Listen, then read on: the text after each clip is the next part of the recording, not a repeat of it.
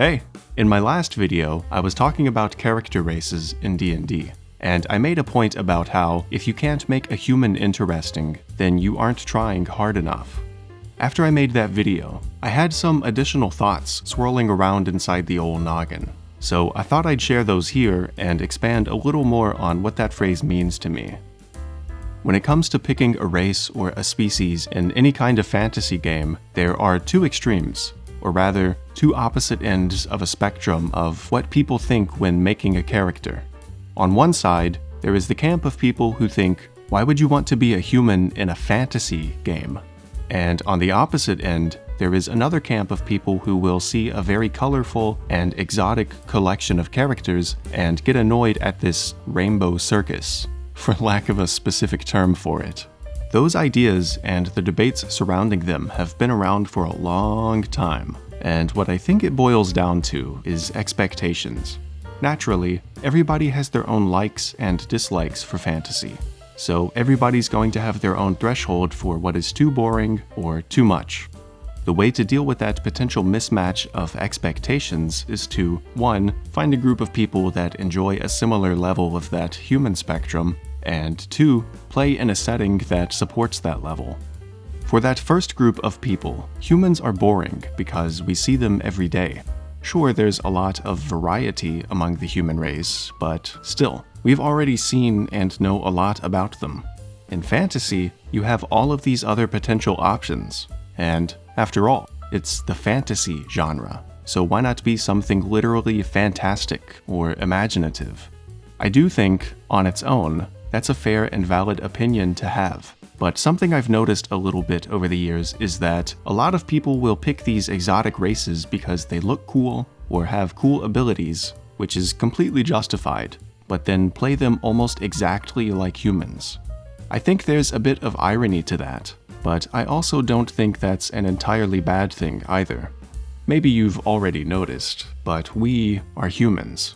We see everything through a human lens because of our own bias.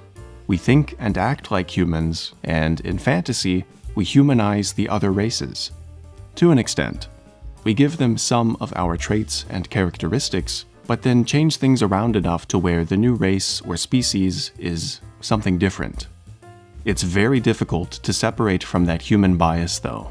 Think about how diverse and widespread humanity is in the real world.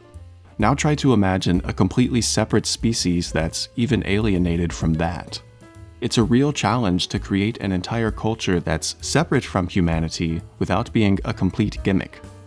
Now, obviously, there's an entire discussion to be had about things like coevolution, convergent evolution, divergent evolution, and things like regional demographics affecting culture, and, well, maybe tieflings would have similar mannerisms and cultures if they developed alongside humans, and all that kind of stuff. And on top of that, things like gods and creation myths shaping culture.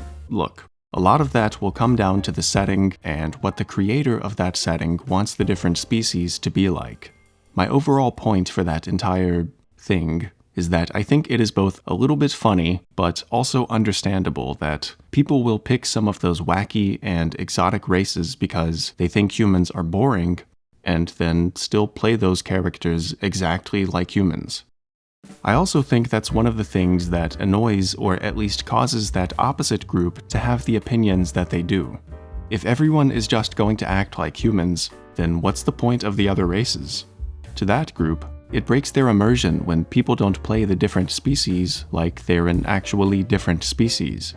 I think some people in that group also just like things to be a little more grounded. They like parties consisting mostly of humans, dwarves, elves, maybe halflings. Basically the usual populated species you'd see in most campaign settings. I think they view those exotic races as trying too hard to be special and stand out. And to them, if everyone is special, then no one is. I don't entirely agree with that viewpoint, but I do understand it. Something that's interesting to me, though, is how the two groups are actually a little more similar than you might think. Both sides want their immersion, but obviously in different ways. Sometimes things just get in the way of that, like the setting itself or the player's expectations. But what I think both groups have in common is that, a lot of the time, because of our human bias, we see humans as the stock or base race. Let me explain. Okay, hear me out. Humans are the chicken wings of fantasy races. So, when you think about it, wings are basically just a vessel to hold whatever sauce or seasoning you put on them. Blank, unflavored chicken has a much more subdued and neutral flavor compared to something like beef or pork. But with that blandness comes a lot of freedom and versatility to put whatever you want on it. Humans, for fantasy, have that same kind of versatility because of the human bias that I won't shut up about. We, are kind of an empty canvas. Some people will see that blank background and take it at face value. Something boring and empty. But for other people, they see that as a chance to create something completely unique and fill in all of the space with whatever they want. Whereas with another race, like dwarves, the canvas is still mostly empty, but there are a few things that are already baked in.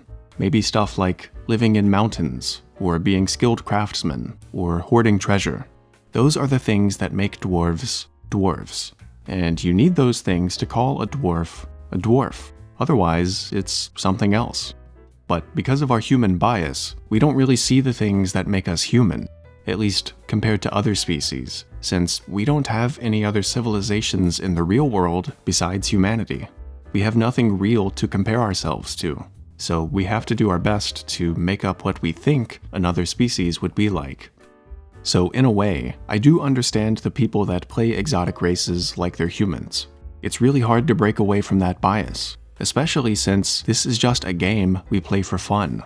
I don't think that's an excuse to not try to make that exotic character different from a human, though. Making your character behave distinctly inhuman is a great way to make them stand out without being superficial about it. As for the anti-Rainbow Circus group, I can understand where they're coming from because I lean very slightly in that direction. I like my games being a little more grounded, but I'm not opposed to having some flashy stuff from time to time. I think it really just depends on how it's done.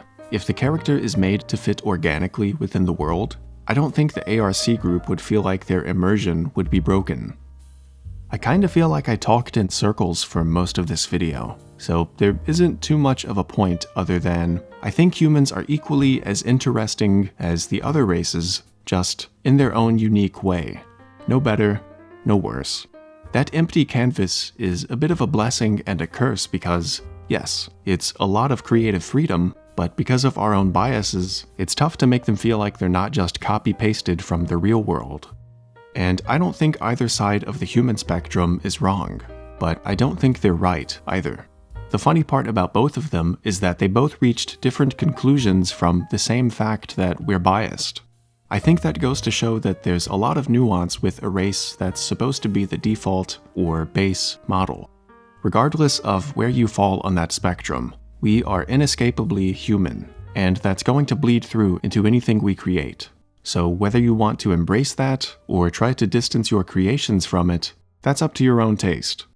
So, I guess that's it. See ya!